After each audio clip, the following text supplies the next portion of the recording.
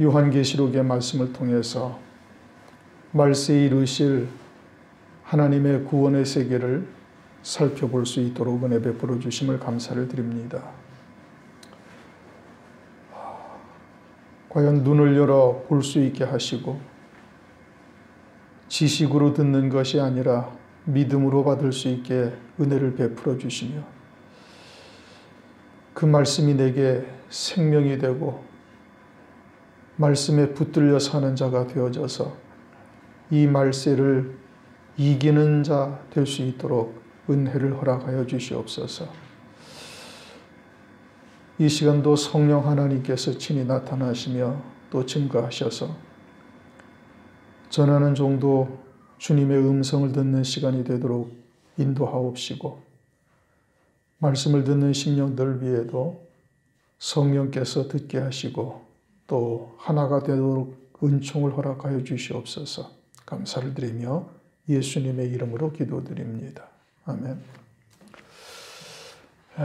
오늘 이제 요한계시록 5장을 우리가 읽었는데 어느덧 벌써 이제 5장까지 왔어요, 그렇죠? 4장까지 이제 서론적인 부분들이 다 끝나고 이제 환란이라는 것에 대한 본격적인 내용이 이제 시작이 됩니다.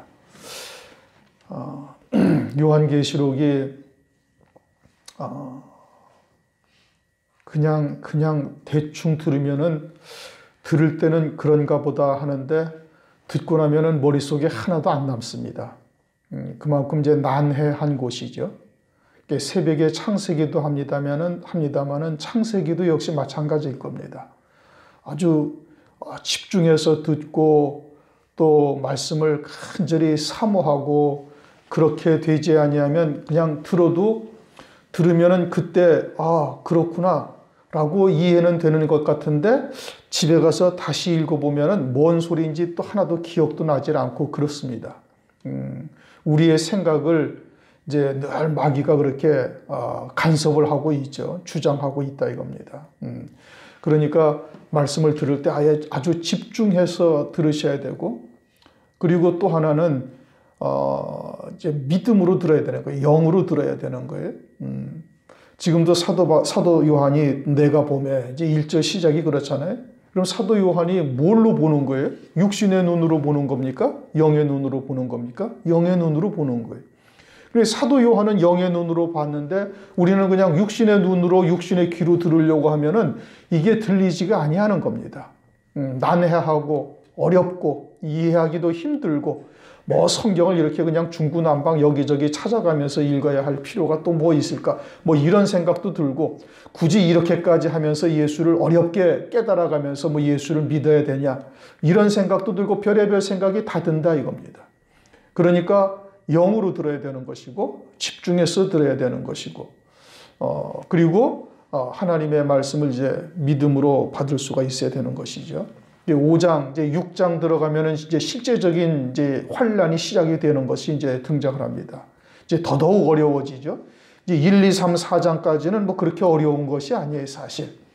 그렇게 난해하고 어렵게 읽어도 뭔 소리인지 하나도 모르게 되어 있지 않다. 이제 5장부터 이제 점점 그 난해함의 깊이가 이제 더해지는 거예요. 그러니까 이제 가능하시면은 오시기 전에 이번 주에 할 내용이 어딘지 대충 알잖아요. 그럼 읽어보고 또 한번 읽어보고 제가 바라기는 그저 한 10번쯤 정독을 하고 오시면 돼요. 뭐 요한계시록을 할 때 막 10절, 20절 이렇게 나가지를 못하니까 나가봐야 5절, 6절 그 정도거든요. 그러면은 어떻게 돼? 정독을 하란 말이에요. 천천히 읽어보시란 말이에요. 그냥 대충 쭉 읽어보면 안 되는 거예요. 천천히 정독을 하셔야 돼요. 그렇게 해서 최소한 한 10번쯤 정독을 하고 오시면은 그러면 훨씬 듣기가 이제 수월해진다 이겁니다. 뭐 요한계시록 전체를 쭉 읽어보고 오시면 더 좋고 그러지 못하면 최소한도 오늘 설교할 부분에 대해서 어딘지는 대충 다 가늠할 수가 있으니까 한 10번쯤 천천히 정독을 하고 오시면은 말씀을 듣는데 훨씬 더 유익하고 머리에 남는 것도 많이 이제 있게 되는 것이죠. 오늘 5장은 4장 1절을 보면은 마땅히 이후에 마땅히 될 일 그렇게 말하죠. 4장 1절 끝부분을 이후에 마땅히 될 일을 내가 네게 보이리라. 그래서 4장에서 이후에 마땅히 될 어떤 일? 이제 환난을 통해서 이루실 하나님의 구원의 큰 틀이 무언가를 4장에서 딱 말씀하신 거예요. 그게 뭐예요? 24장로 금멸류관 쓴 장인 겁니다. 이 5장 이후에 이루어지는 사건을 통해서 하나님이 무엇을 이루고자 하시는가? 24장로의 자리에 앉게 될 성도들을 세우는 거예요. 뭘 통해서? 환난을 통해서. 그러니까 환난 가운데 하나님께서 이루실 구원의 세계가 무엇인지를 잘 살펴볼 수 있어야 되는 거예요. 그럼 그것을 우리에게 듣게 하시고 우리에게 깨닫게 하시는 이유가 뭐냐? 사도 요한에게 왜 밭모섬에서 기름가마에다 집어넣어도 타지도 않고 죽지도 아니한 사도 요한에게 왜 요한계시록을 하나님께서 보여주셨어요? 그 영광이 너에게 해당되니까 보여주신 거예요. 마태복음 17장에 따로 높은 산의 영광을 왜 베드로, 야고보, 요한에게 제자들에게 그걸 보여주셔요? 자랑하고 싶냐고요? 주님이? 아니요, 그런 것이 아니란 말이에요. 하나님은 우리하고 그런 관계가 아니라니까요. 그런데 그것을 사도 요한에게 보여주고 베드로, 야고보, 요한에게 보여주시는 이유는 뭐예요? 너에게 이와 같은 영광이 예비되어져 있다. 그러면 요한계시록을 통해서 오늘날 우리에게 하나님께서 주시는 아주 본질적인 목적이 뭐예요? 24장로 금멸류관을 쓰는 자의 자리에까지 우리도 이룰 수 있다라는 것을 말씀하고 있는 거예요. 계시록 3장 21절 이기는 그에게는 내가 내 보좌에 함께 앉게 하여 주기를 내가 이기고 아버지 보좌에 함께 앉은 것과 같이 하리라. 이것은 일곱 금초대의 교회를 통해서 환난 가운데 이루실 뜻을 알려주시는 거예요. 그리고서 딱 보여주신 게 뭐예요? 24장로 금멸류관 쓴 영광이다 이겁니다. 최고의 영광인 거예요. 성도로서는. 12사도도 그 자리에 있고. 그러니 베드로와 같은 영광의 자리에 우리도 이룰 수 있는 소망이 우리에게 있는 거예요. 무엇을 통해서? 이 환난을 통해서. 그러니까 그것이 우리에게 대한 사랑이요 고난이 아니다 이겁니다. 우리를 죽이고 멸하고자 하는 뜻이 아니란 말씀이에요. 그러니까 서두에 딱 이후에 마땅히 될 일을 네게 보이리라. 그럼 환난 가운데 마땅히 될 일이라는 것이 뭐예요? 그 가운데 성도들 가운데 최고의 영광의 자리로 하나님께서 예비된 자들이 있으니 그들을 세우기 위해서 환난을 두신 거예요. 그것을 왜 우리에게 깨닫게 하시고 우리에게 보게 하시고 이 어려운 것을 왜 이 난해한 것을 알게 하시느냐? 내게도 그와 같은 영광이 예비되어져 있다 이겁니다. 믿음으로 받는 자에게는 그와 같은 영광이 예비되어져 있는 것이고 그와 같은 영광을 믿음으로 받지 아니하면 그 영광이 예비되어져 있지 않기 때문에 그러는 거예요. 하나님께서는 우리에게 보여주시는 이유는 뭐예요? 그와 같은 영광이 내게 예비되어져 있다 이겁니다. 그리고서는 5장부터 환란이 쭉 시작되어지고 이제 뭐 일곱 인이 이제 봉해진 책이 떼어지고 첫 번째 인이 떼어지고 마지막 인이 떼어지고 또 나팔 또 진노의 대접이 딱 끝나고 그러면 어떻게 되는 거예요? 환란이 끝나고 주님이 재림을 하시는 거예요. 그래서 환란이 다 끝나고 21장에 가면은 이제 19장부터 주님이 재림하시면서 어린 양의 안에 대해서 말씀하시고 20장, 21장, 20장에 가면 이제 첫째 부활의 영광을 입는 자에 대해서 말씀하시고 21장에 가면 이제 새 예루살렘 성을 말씀하시는데 그 새 예루살렘 성의 영광이 뭐예요? 그게 24장로의 영광이고 하나님의 영광이고 그러면 요한계시록의 전체를 하나님께서 지금 우리들에게 주고자 하시는 이 환난을 통해서 주고자 하시는 뜻이 뭐예요? 새 예루살렘 성인 거예요. 성도로서는 최고의 영광이요 어린 양의 안에 그리스도의 신부가 되는 것이요 그 가운데서도 더 최고의 영광은 금멸류관 쓴 24장로의 자리다 이겁니다. 이것이 이후에 마땅히 될 일인 거예요. 환난을 통해서 이루신 하나님의 구원의 뜻이다 이겁니다. 그러니까 그것을 믿음으로 받는 자에게는 그 믿음대로 하나님께서 이루어 가시는 거예요. 그래서 5장 1절을 보면 내가 보매 사도 요한이 뭐로 본다고요? 영의 눈으로 보는 거예요. 그럼 우리도 성령에 이끌려 영의 귀로 듣고 영의 눈으로 볼 수 있어야 되는 거예요. 육신의 눈으로 듣고 육신의 귀로 들으면은 이것은 전혀 내게 상관이 없는 말씀이에요. 그냥 하나의 지식으로 딱 끝나버리고 만다 이겁니다. 그러려면 이거 들을 필요가 하나도 없다 이거예요. 들어도 소용이 없는 거예요. 그냥 헛된 지식만 쌓고 끝나버린다는 말씀이에요. 그러니까 영으로 듣고 믿음으로 받을 수가 있어야 되는 거예요. 육으로 들으면 이해도 되지 아니할 뿐더러 나와 상관이 없는 말씀으로 그냥 끝나버리는 거예요. 사도 요한이 내가 보매 뭘로 봐요? 영의 눈으로 보는 거예요. 그럼 우리도 어떻게 해야 되는 거예요? 우리도 성령에 이끌려 영의 눈으로 보고 영의 귀로 들어서 하나님이 나를 위해서 예비하신 영광이 어떠한 영광이라는 것을 들을 수 있는 자가 되어야 되는 거예요. 우리 고린도 전서 1장을 보시면은 고린도 전서 모든 하나님의 약속이 그리스도 안에서 예다 그렇게 말씀하시죠. 고린도 전서 그래서 고린도 후서인가 고린도 전서가 갑자기 또 헷갈리네. 고린도 후서 1장입니다. 죄송합니다. 고린도 후서 1장 19절 20절을 우리 한번 읽어보십시다. 고린도 후서 1장 19절 20절 우리 곧 나와 실로아노와 디모데로 말미암아 너희 가운데 전파된 하나님의 아들 예수 그리스도는 예하고 아니라함이 되지 아니하였으니 저에게는 예만 되었느니라. 예수님은 이 땅에 오셔서 모든 하나님의 말씀에 예만 하셨다 이겁니다. 그리고 하나님의 약속은 20절 얼마든지 그리스도 안에서 예가 되니 그런즉 그로 말미암아 누구로 말미암아? 그리스도로 말미암아. 그리스도가 어떠했는데 이 땅에 오셔서 하나님 아버지의 모든 말씀에 예만 하셨고 그 말씀하신 대로 십자가 위에서 죽임당하시고 부활하셔서 하나님 보좌 우편 영광 중에 앉으셨다 이겁니다. 그러니 우리도 아멘 해서 하나님께 영광을 돌리게 된다. 하나님께 영광을 돌리게 된다는 것은 우리도 아멘함으로 그것이 내게 그대로 믿는 자에게 이루어져서 장차 하늘나라에서 온전히 하나님께 영광을 돌리게 된다. 그렇게 반드시 믿는 자에게는 그대로 하나님께서 이루신다 이겁니다. 오늘날도 역시 하나님의 말씀을 믿는 자에게 그대로 이루시는 거예요.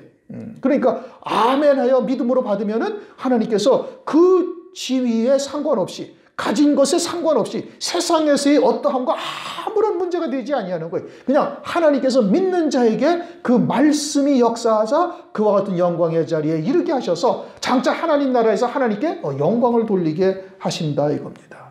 그래서 사도 요한처럼 내가 보면 어떻게 봐요? 영의 눈으로 나도 보고 믿음으로 받으면 되는 거예요.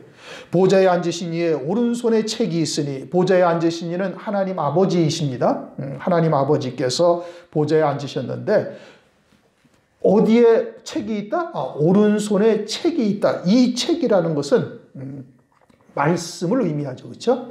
그러면 하나님 아버지의 이 손에 있는 책은 뭘 말하는 거예요? 하나님 아버지가 어떤 분이세요? 하나님 아버지가 천지와 만물을 먼저 하나님 아버지께서는 기쁘신 뜻을 정하시고 자기의 백성들을 삼으실 자들을 위해서 기쁘신 뜻을 정하시고 이 천지와 만물을 만드시고 그것을 통해서 하나님 아버지의 뜻을 이루어 가시는 거예요.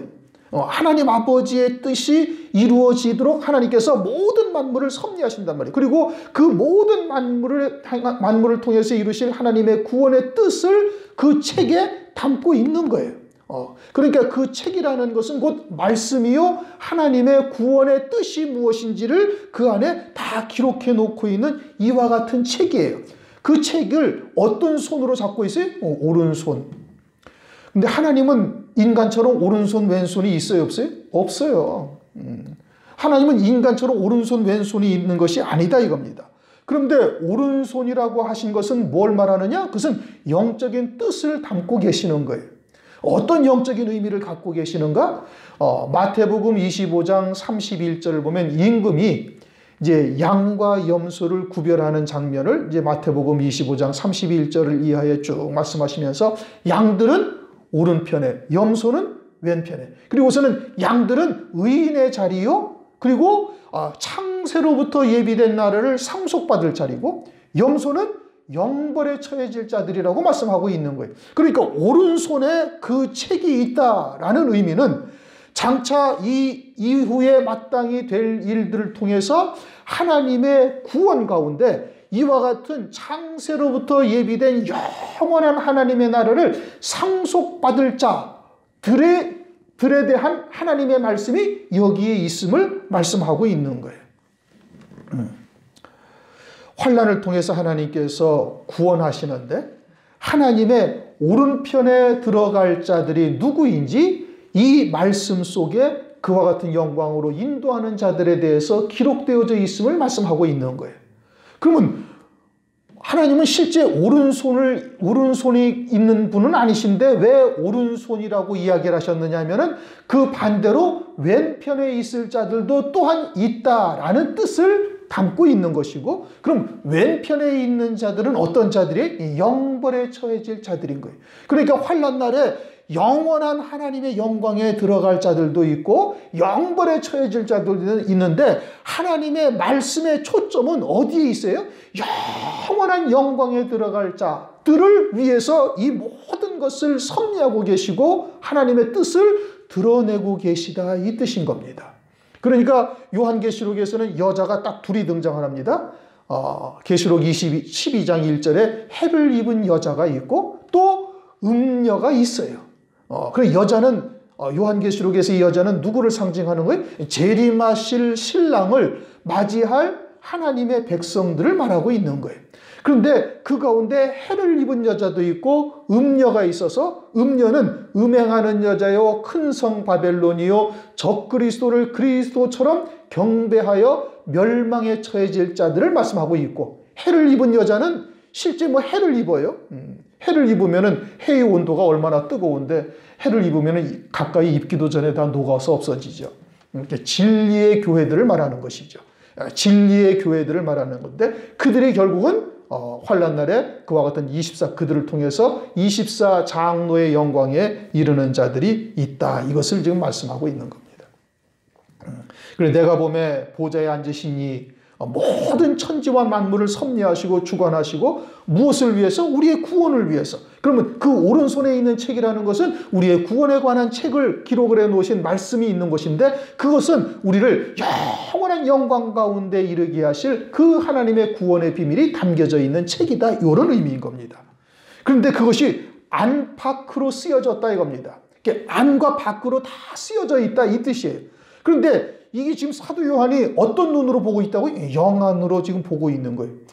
영 안으로 보면서 보니까 안팎으로 쓰여져 있다. 그럼 안에 쓰여진 것은 뭐고 밖에 쓰여진 것은 뭐냐? 안에 쓰여진 것은 영원한 하나님의 나라에서 이루시는 구원의 세계가 그 안에 들어가 있고, 밖에 쓰여진 것은 그것을 이루기 위해서 이 땅에서 눈에 보이는 세상에서 어떠한 일들이 펼쳐질 것인가, 요게 기록이 되어져 있다 이겁니다. 무슨 얘기인지 이해가 되셨습니까?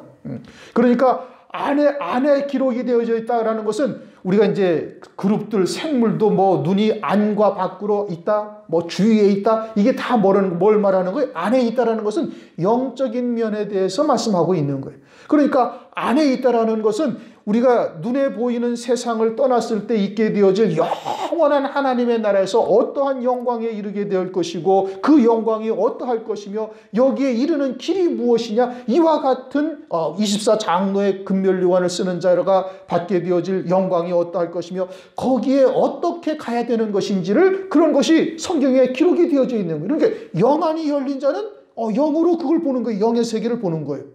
또 육신의 눈도 있으니까, 그런데 그와 같은 영광에 이르게 하기 위해서 하나님께서 이 땅에 적그리스도라는 자를 두시고 세상의 왕으로서 또는 거짓 선지자가 등장을 하고, 그들을 통해서 하나님께서 신실한 성도들로 하여금 예수의 증거와 하나님의 말씀을 인하여 목배임 받게 되어지는 과정이 있지만, 그것을 통해서 그들을 어린 양의 안에 그리스도의 신부, 더 나아가서는 금면류관 쓴 24 장로의 자리까지 이르게 하는 역사라는 것을 이제 안팎으로 쓰여진 하나님의 말씀을 통해서 깨닫는 거예요.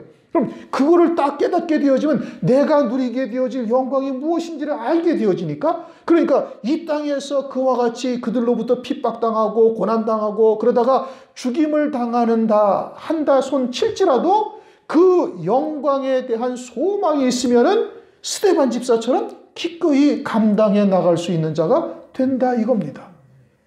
그것을 안팎으로 쓰여졌다라고 말씀하고 있는 거예요. 영적인 세계와 물질적인 세계에서 하나님께서 어떠한 구원을 어떻게 이루어 가시는지를 어디에 써 있어요? 이 책에 써 있다 이겁니다. 책에. 그러니까 요한계시록을 보면은 적그리스도의 환란이 등장하죠. 적그리스도가 등장하고 거짓 선지자가 등장을 하고 배도한 음녀의 교회 큰 성 바벨론이 있고 1260일 동안 하늘을 뜯어서 비 오지 않게 하는 두 증인도 있고 그와 같은 과정들을 통해서 한때 두때 반때 성도들이 신앙의 정절을 지키며 예수의 증거와 하나님의 말씀을 인하여 목배임 받기까지 할지라도 이 짐승표를 받지 아니하는 자들이 있고 또 어떤 자들은 짐승표를 받는 자들이 있고 그러나 그처럼 신앙의 정절을 지킨 자들에게 어떠한 영광을 부어주어서 머리끝에서 발끝까지 하얀 옷을 입혀줘서 점도 흠도 없는 자들로 하나님께서 보시는 거예요. 왜? 예수님처럼 하나님의 말씀을 인하여 목배임까지 받기까지 신앙의 정절을 지켰으니 아주 예수님과 똑같이 봐서 그들이 그리스도의 신부요 어린 양의 아내가 될 것이고 그들이 그리스도와 함께한 후사가 되어 그리스도께서 누리는 영광을 같이 누리는 거예요. 그게 새 예루살렘 성이다 이겁니다. 그러니까 그 영광을 믿음으로 딱 보고 눈으로 본 자들은 영원히 누리게 되어질 그 영광을 위해서 아주 가차없이 세상의 것을 버릴 수가 있는 자가 되는 거예요. 믿음으로 보는 자는 그와 같이 하나님께서 이루어 가시는 역사들을 말씀을 하고 있다 이겁니다. 하나님께서 그러면 이와 같은 것을 우리에게 말씀하시는 이유가 뭐냐? 마태복음 24장을 보시면은 뭐라고 말씀하시는 거냐? 내가 너에게 미리 말하였노라. 그렇게 말씀하시면서 마태복음 24장 24절 25절을 보시면은 24절 거짓 그리스도들과 거짓 선지자들이 일어나 큰 표적과 기사를 보이어 할 수만 있으면 택하신 자들도 미혹하리라. 보라, 내가 너희에게 미리 말하였다. 그러니까 그와 같이 이 땅에서 하나님께서 어떠하게 구원을 이루어 가시며 그들을 위해서 하늘에 어떠한 영광을 예비하셨는지 이것을 깨닫지 못하면은 미혹의 역사에 그냥 넘어간다는 거예요. 실족한다 이겁니다. 그리스도처럼 등장한 적그리스도를 분별할 수가 없게 되어져 가지고 그저 짐승표를 받을 수밖에 없고 그러다 보니 자신도 모르는 사이에 배도한 자가 되어지고 환난날 후삼년반 하나님의 진노의 심판을 받게 되어지는 거예요. 그들이 나타나서 온갖 표적과 거짓 이적으로 하나님의 백성들을 할 수만 있다면 택하신 자라도 실족해 해서 그들로 하여금 멸망하는 자가 되게 한다 이 뜻인 겁니다. 그래서 주님께서 미리 말씀하셔서 우리로 하여금 깨닫고 깨어있는 자 되게 하시기 위해서 그러는 거예요. 그리고서는 마태복음 24장을 보면 이제 무화과 나무의 비유를 통해서 시대의 표적을 우리에게 아주 유일무이한 성경에 주님이 재림이 언제 있을 것인가에 대한 유일무이한 딱 표적 하나가 뭐예요? 무화과 나무예요. 그러니까 예전에 여호와의 증인 같은 사람들은 1884년도인가 그때 주님이 재림하신다고 그래가지고 난리가 났었던 것이고 얼마 전에는 우리나라에서도 다미 선교해가지고 1998년인가 또 주님이 재림한다고 해서 막 세계적으로 우스꽝스럽게 돼버리고 이와 같은 것들이 계속해서 주의 재림에 대한 종말에 대한 이러한 미혹하는 역사가 끊임없이 있었던 거예요. 그런데 무화과 나무의 비유가 누구를 말하는 거예요? 이스라엘이라는 나라를 말하는 것이고 이스라엘이라는 나라가 2000여 년 만에 다시 독립하고 그리고는 그 세대가 지나가기 전에 이 일이 이루리라 하셨으니 이제 이스라엘이 독립한 지 벌써 71년이 뭐예요? 그런가? 1948년에 독립을 했으니 지금 금년이 몇 년이에요? 2020년. 그럼 72년이 벌써 지난 거예요. 그러니까 한 세대가 거의 다 지나가고 이제 얼마나 남았는가 우리가 감히 이제 예측할 수 없을 정도로 아주 임박한 때를 우리가 살아가고 있다. 이게 시대의 표적을 보니 주의 재림이 임박하고 그리고 모든 세계 정치, 경제 모든 상황을 보니 이제 그와 같은 때가 아주 임박하다라는 것을 우리가 알 수가 있고 그러니 어떻게 이제 마지막 때 이루실 하나님의 구원의 뜻이 무엇인지를 깨닫고 이제 경각심을 갖고 깨어있는 자가 될 수가 있게 하시기 위해서 이것을 기록해 놓으신 것이죠. 그러면서 책이 있으니 안팎으로 썼고 7인으로 봉하였더라. 7인으로 봉하였다라는 것은 7이라는 숫자가 이제 그 히브리어, 헬라어나 이런 쪽으로 보면 완전수다 이겁니다. 완전수. 그러니까 하나님께서 완전히 봉해 놓으신 거예요. 다니엘서 12장 4절 이 글을 봉함하라. 그러니까 사람이 아무리 연구하고 해도 이걸 알 수가 없는 거예요. 우리나라에 옛날에 그 맨발로 전도하신 유명하신 목사님이 한 분 계시는데 그분이 요한계시록을 깨달으려고 요한계시록을 1만 독을 하셨대잖아요. 이 1만 독을 하셨는데도 그분한테 열리지가 아니하신 거예요. 왜요? 그분은 여기에 해당되지 아니하시기 때문에 이 말씀과 관계가 없기 때문에 그래서 벌써 이제 돌아가셨죠. 그러니 이와 같은 하나님의 말씀을 하나님이 7인으로 봉하였다. 어느 누구도 사람의 지혜나 사람의 지식으로는 알 수 없게 했다 이 뜻인 겁니다. 그런데 아모스서 3장 7절 주 여호와께서 자기의 비밀을 그 종 선지자들에게 보이지 아니하시고는 결코 행하심이 없으시리라. 그러니 반드시 하나님께서는 일을 행하시기 전에 선지자에게 알려주신다는 거예요. 소돔과 고모라를 멸하기 전 창세기 18장 17절 여호와께서 가라사대 나의 하려는 것을 아브라함에게 숨기겠느냐. 그래서 아브라함에게 알려주신 거예요. 소돔과 고모라는 롯의 때이죠. 그렇게 마지막 때를 그림자적으로 계시하고 있는 거예요. 그러니까 거기를 멸하시기 전에 하나님께서 아브라함에게 미리 알려주셔요. 노아의 때와 같다 말씀하시죠? 노아에게 알려주셨어요? 안 알려주셨어요? 알려주셨어요. 알려주시고 행하신단 말이에요. 그래서 이 마지막 때 봉함된 말씀이 이제는 계시록 10장 2절 보면 펴놓인 작은 책이다 이겁니다. 이제 열려졌다는 거예요. 그럼 이 요한계시록의 말씀이 열려졌으면 감추인 것이 드러나지 아니할 것이 없고 숨겨진 것이 나타나지 아니할 것이 없다 말씀하시죠? 그러면 숨겨진 것이 나타나게 되었다. 감추인 것이 봉함되었던 책이 드러나게 되었다. 마태복음 10장 26절에도 말씀하고 있습니다. 그럼 어떻게 됐다는 거예요? 그러면 그 말씀을 이루실 때가 심히 가깝다라는 것을 말씀하고 있는 거예요. 그러면은 주님께서 요한복음 2장을 보면 사흘되던 날 갈릴리 가나에 혼인잔치가 있다. 또 누가복음 13장 32절을 보면 오늘과 내일은 내가 귀신을 쫓아내고 병을 낫게 하다가 제3일에는 완전하여지리라. 그건 주님이 친히 하신 말씀이시죠? 그래, 그와 같은 것을 봐서 이제 천년이 하루 같고 하루가 천년 같은 사실을 봤을 때도 아주 임박하다. 이미 때가 다 됐다. 셋째 날을 우리가 살고 있음을 부인할 수 없고 무화과나무의 표적도 이미 이루어졌고 거기다가 요한계시록의 말씀이 이제는 열려져서 펴놓인 작은 책이 되었다라는 것은 무엇을 의미하는 거예요? 이제 주의 재림과 이 말씀대로 이루실 때가 심히 가깝다 이 뜻인 겁니다. 2절 또 봄에 힘 있는 천사가 큰 음성으로 외치기를. 사도 요한이 천사를 보는데 이 천사가 아주 힘이 있는 천사다. 그리고 큰 음성으로 외친다. 이렇게 큰 음성으로 외치니까 힘이 있는 천사예요. 이게 아주 큰 음성으로 하나님의 말씀을 선포하니 그 하나님의 말씀에 큰 힘이 있고 천사가 힘이 있는 것이 아니라 하나님 그가 선포하는 말씀에 큰 능력이 있고 그러니 그 천사가 큰 힘이 있는 천사라고 말씀하고 있다 이겁니다. 천사가 힘이 있고 천사가 그 능력이 있는 것이 아니라 그 천사로부터 증거되어지는 하나님의 말씀이 힘이 있고 그 말씀이 능력이 있는 거예요. 마리아에게 가브리엘이라는 천사가 와서 네가 성령으로 잉태할 것이고 그분은 하나님의 아들이요 그 이름을 예수라 하라. 그러니까 마리아가 그 말씀을 믿은 거예요. 그러니까 가브리엘이라는 천사가 힘이 있는 것이 아니라 가브리엘을 통해서 마리아에게 주신 하나님의 말씀이 능력이 있으니 그 말씀을 믿는 마리아에게 예수님이 잉태되는 역사가 나타나는 것이죠. 그게 능력은 누구에게 있는 거예요? 하나님에게 있는 거예요. 천사가 힘이 있는 것이고 천사가 능력이 있는 것이 아니라 천사를 통해서 전해주는 하나님의 말씀이 권능이 있고 그 말씀이 힘이 있다 이겁니다. 우리가 기드온을 상고했죠. 사사기 6장.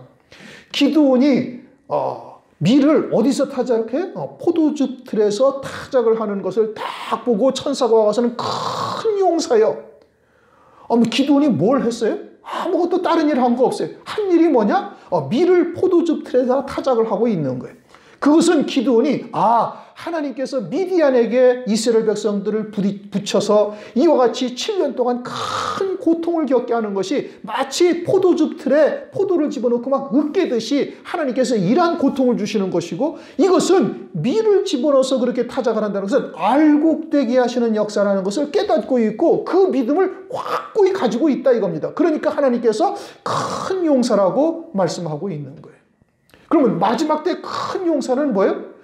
환난을 통해서 이루실 하나님의 이 큰 구원의 말씀을 깨닫고 믿음으로 받은 자가 되어지고, 이제는 그 자기에게만 생명이 되었을 뿐 아니라 그 말씀을 증거하는 자가 환난날에 되어진다면 그게 뭐예요? 그게 큰 힘 있는 자요, 큰 음성으로 외치는 자가 되어지는 것을 말씀을 하고 있는 것이죠.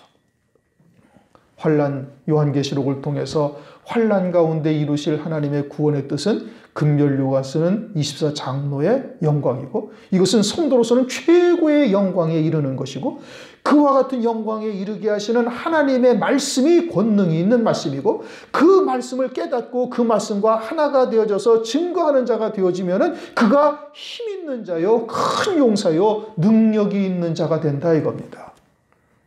성령의 은사가 나타나서 뭐 손으로 한번 휙 쪄니까 뭐 사람들이 뒤로 넘어지고 뭐 그게 능력이 아니고, 그것이 능력이 아니고 그건 거짓 종들이 하는 짓거리고, 참 능력은 뭐예요? 이 땅에서 썩어질 육신을 가지고 영생을 얻는 것이 권능인 거예요. 그게 하나님의 말씀으로 되는 거잖아요. 그런데 영생을 얻되 성도로서는 최고의 영광을 얻어서 하나님의 영광을 함께 누리는 자가 되어진다면 이 썩어질 육신을 가지고 7, 80년 사는 인생, 이 별 볼 일 없는 이 육신을 가지고서 어떻게 하나님의 영광을 영생토록 누릴 수 있는 그 영광의 자리에 이르게 되느냐 말이에요. 그것을 뭘로 돼? 말씀으로 되는 거예요. 그 말씀을 믿는 자에게 하나님께서 그 말씀과 함께 되셔서 그 말씀이 권능이 있는 말씀이요, 힘이 있는 말씀인 것이지 천사가 힘 있고 천사가 능력이 있는 것이 아니다 이겁니다. 그러면서 힘 있는 천사가 큰 음성으로 외치를 누가 책을 펴며 인을 떼기에 합당하냐? 뭐 이미 이제 우리가 읽어본 것처럼 그 인을 떼기에 합당하신 분은 예수 그리스도 한 분밖에 없어요. 왜냐?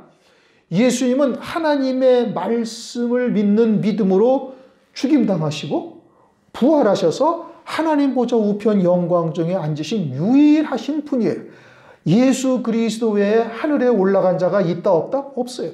주님 한 분만이 올라가신 거예요. 주님 한 분만이 신령한 부활의 몸을 입고 영광의 자리에 앉으신 거예요.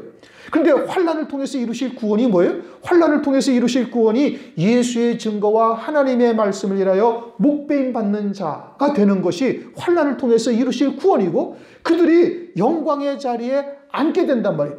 최고의 영광의 자리에 앉는 것은 지금 계시록 3장 21절 말씀처럼 내가 아버지의 보좌에 함께 앉은 것처럼, 내가 이기고 아버지의 보좌에 함께 앉은 것처럼 이기는 자들은 나와 함께 내 보좌에 앉게 되는 거예요. 그러니 그 모든 과정을 다 거쳐서 체휼하시고 이기신 분은 누구 한 분밖에 없어요? 예수 그리스도 한 분밖에 없는 거예요. 그러니까 예수 그리스도 외에는 이 책을 인을 떼기에 합당한 자가 없다 이겁니다. 그러면은 오늘날 우리들도 누구의 인도하심을 받아야 돼요? 주님의 인도하심을 받아야 되는 거예요. 오직 주님의 인도하심을 받아야 되는 것이죠. 그러니 그리스도를 믿는 자에게 성령을 부어주셔서 주님이 걸어가셨던 그 길을 그대로 쫓을 수 있게 하시는 겁니다. 예수님에게 임하셨던 성령이 하나님이나 우리에게 임하신 성령 하나님이나 동일한 하나님인 거예요. 그런데 왜 우리는 안 되는가? 우리는 거역의 씨가 있는 육체의 몸이니 계속 우리의 육신의 소욕과 성령의 소욕이 늘 충돌하고 거스리는데, 우리가 성령의 인도함을 쫓기보다는 육신의 생각을 쫓는 것이 훨씬 더 많이 있으니까 그와 같은 능력이 우리를 통해서 나타나지 않고 있는 거예요. 그러나 여러 가지의 연단의 과정을 거치고 지나가면서 광야교회와 같은 우리들을 하나님께서 연단하셔서 세워가신단 말이에요. 가나안 땅에 들어가기에 합당한 자로 하나님께서 세우시는 것이죠. 3절 하늘 위에나 땅 위에나 땅 아래 능히 책을 펴거나 보거나 할 리가 없다. 하늘 위는 천사가 있죠. 천사는 육신을 입고 있지 아니하기 때문에 죽음을 겪어보지도 못했고 부활은 더더군다나 하지 않은 거예요. 그러니까 천사가 그 책을 펴거나 펼 수가 있어요, 없어요? 없단 말씀이에요. 그 책을 통해서 이루실 하나님의 구원의 세계를 깨닫게 할 수가 없는 거예요. 이룰 수가 없는 거예요. 또 땅에는 하나님의 자녀들이 있죠. 하나님의 자녀들 가운데 의인들도 있어서 순교까지는 했어요. 순교까지는 했으나 부활의 영광에 참여한 자가 있어요, 없어요? 없어요. 그러니까 땅에 있는 자들도 어느 누구도 책을 펴거나 보거나 할 리가 없다 이겁니다. 땅 아래도 어떠한 피조물도 책에 그 인을 떼거나 보거나 떼서 보거나 펴거나 할 자가 없다. 그러니 예수 그리스도 한 분 외에는 없는 거예요. 이미 고난을 다 받으셨고 죽임을 당하시기도 하고 그리고는 부활하셔서 하나님 보좌 우편 영광 중에서 계시니까 주님만이 이 환난 가운데 예수의 증거와 하나님의 말씀이라 목배임 받기까지 인도하실 분도 그분이고 부활의 영광 가운데 앉게 하실 분도 그분이시고 그러니까 주님만이 이 책을 떼실 수가 있다. 4절까지만 하게. 4절 이 책을 펴거나 보거나 하기에 합당한 자가 보이지 않기로 내가 크게 울었더니 사도 요한이 왜 울어요? 인봉을 떼어야 되는데 뗄 자가 없다는 말씀이에요. 그럼 인봉을 왜 떼야 돼요? 지금 사도 요한에게 뭘 보여줬는데? 금면류관 쓴 24장로를 보여주신 거예요. 그럼 사도 요한에게 그걸 보여줬다는 것은 사도 요한이 이 과정들을 통해 가지고 자기도 그와 같은 영광에 이를 자가 되어져야 되는데 이 과정들이 7인으로 딱 봉해져 있어서 아무도 그것을 떼거나 보거나 할 자가 아무도 없으니 사도 요한이 그것을 가지고서 크게 울었다 이 뜻인 겁니다. 그 영광이 내게 해당이 되어지는데 금면류관 쓸 영광을 눈으로 보았는데 그런데 인도받을 수 있는 것이 7인으로 딱 봉해져 있어서 어느 누구도 떼거나 보거나 할 수 없으니까 울고 있다 이겁니다. 이 말씀이 의미하는 바는 뭐냐? 우리도 요한계시록의 말씀을 온전히 깨닫기 위해서 이처럼 아주 애통해하며 하나님 앞에 간절한 심정으로 구하는 자가 되어질 때 이와 같은 하나님의 말씀이 내게 아주 생수와 같은 아주 갈급한 5, 6월에 비가 오지 않아서 갈라진 논바닥에 비가 내리는 것처럼 그러한 중심으로 하나님의 말씀을 들을 수가 있음을 말하는 거예요. 일반적으로 그리스도의 은혜를 체험한 자들은 하나님 나라를 사모하면서 하늘 세계에서 이루시는 구원의 세계를 갈망하죠. 그런데 일반적으로 대부분의 교회들이 그저 하나님의 말씀이 생활교훈처럼 변질되어져 있다는 말씀이죠. 참된 영생에 이르는 말씀을 찾기가 쉽지가 않은 거예요. 그러니까 그들이 어떻게 해야 돼? 그러한 하나님의 말씀을 듣기를 위해서 하나님 옆에 이렇게 울며 구하는 자가 되어야 되는 거예요. 그러면 그러한 기도를 하는 자들을 하나님께서 외면하시겠어요? 아니요, 그렇지 아니한 거예요. 반드시 그들에게는 하나님께서 응답을 하시는 역사가 있다는 말씀이에요. 그러면 그렇게 해서 이러한 말씀을 우리가 들었는데 이와 같은 영광을 바라보니 내가 그와 같은 영광에 합당한 자로 살기에 그 영광에 이르는 자로 살기에 합당해요? 못해요? 못하지요. 믿음으로 쫓아가기에는 좀 턱없이 부족하죠. 그 영광이 어떠한 영광인지를 알았는데 내 신앙은 예수의 증거와 하나님의 말씀이라 목배임 받는 것은 고사하고 그저 돈 1,000원에 발발발 떨고 있는 이러한 모습들이 수도 없이 많이 있다 이거예요. 성령께서 인도하시는 하나님의 말씀을 쫓아 믿음으로 살기보다는 육신의 편한 것, 육신의 생각 그것이 훨씬 앞설 때가 얼마나 많이 있는지 몰라요. 그런데 그러한 말씀은 내게 주셨는데 나는 믿음으로 그와 같은 길을 쫓아가지 못하고 있으니 어떻게 해야 돼? 하나님 앞에 울며 구해야 되는 거예요. 사도 요한처럼. 내게는 24주 금면류관 이 영광의 자리를 보여주셨는데 이 책이 봉인되어져 있어서 아무나 뗄 수도 없으니 그걸 가지고 애통해하며 하나님 앞에 크게 울며 기도했던 것처럼 우리도 이제 그렇게 깨닫게 하셨는데 우리의 신앙생활하는 모습을 보니 그에 이르기에는 한량없이 멀고 남의 나라 이야기와 같은 것밖에 되지 아니하니 이것이 내게 지금 이루어지기를 위해서 하나님 앞에 사도 요한처럼 울면서 구하는 자, 애통해하며 구하는 자가 되어져야 될 것을 말씀을 하고 있는 겁니다. 우리가 그러한 영광에 합당하지 못한 부분들이 얼마나 많이 있는가. 우리가 스스로를 돌아보면 금방 알 수 있는 것이죠. 또 그러한 하나님의 은혜를 받고도 무덤덤하게 그냥 지나치고 믿음으로 받지 못하는 것도 또 얼마나 많이 있어요. 그러나 그러한 우리들을 하나님께서는 끝까지 사랑하시고 말씀을 통해서 깨닫게 하시고 또 넘어지고 실족하는 우리들을 다시 일으켜 세우셔서 다시 또 그 길을 걸어갈 수 있도록 은혜를 베풀고 계시는 것이 오늘날 하나님의 그러한 은혜인 겁니다. 우리들을 향하신. 그러므로 우리도 이처럼 사도 요한처럼 크게 애통해하며 하나님께 부르짖는 자가 되어질 때 우리가 보다 더 성숙한 신앙으로 빨리 이룰 수 있게 될 것을 믿습니다. 기도하시겠습니다.